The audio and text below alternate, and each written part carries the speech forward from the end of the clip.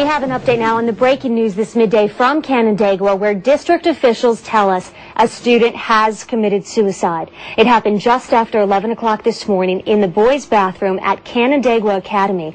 And officials tell us no one is in immediate danger. Students are being evacuated, though. Police are concerned about a bigger threat. They won't get into specifics, but that is why they are evacuating the school, searching students' lockers and impounding students' cars. We're going to have more on this story on 13wham.com, and we also have 13 Wham's Jane Flash joining us on the phone right now. Jane is in Canandaigua. I know you just got there, Jane. What do you know?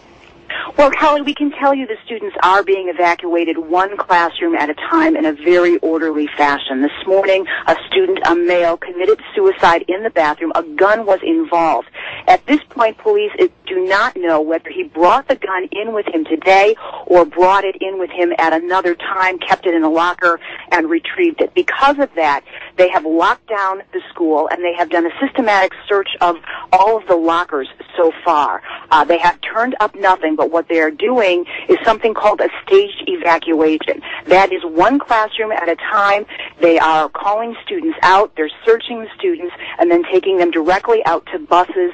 They are being bused from the school to the middle school. Parents are not being allowed here right now, but they can pick up their students at the middle school. Also, students are not being allowed to use their cell phones. We asked about why they're doing this way, and this is a procedure that is being done mostly for precautionary reasons, a program that started after 9/11 about safe evacuations.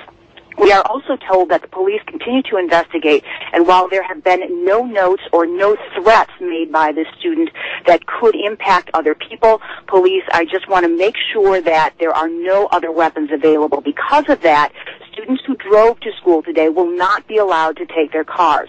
All of the cars are being impounded right now until police can search the vehicles and make sure that, again, no other weapons were held anywhere else.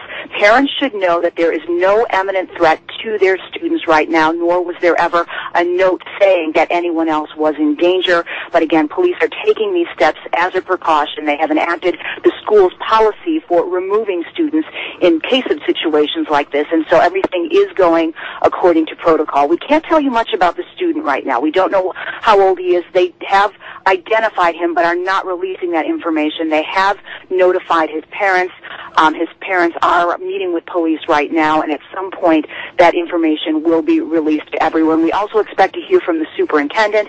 He had planned to stage a press conference at 12:15 today. However, because this evacuation is still in progress and moving very orderly but very slowly, they are putting off giving us further information until the kids are all removed out of the building. Okay, so for the message then, for any parent that's watching right now, they probably have been notified already by their student or somebody from the district, but there is no threat to their kids right now. The parents of this student who did commit suicide have been notified.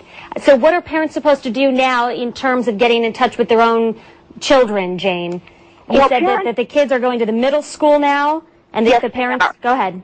Yes, that's where the parents should go to pick up their students. Once the students leave campus, they are allowed to use their cell phones, and so the parents will likely be in touch with them. But parents are not being allowed onto this property, again, because they are trying to keep this an orderly evacuation. But any parents that are concerned should go to the middle school. It's also my understanding that all parents were notified, and that may have been via text or a phone chain at some point during the day about what has been going on here.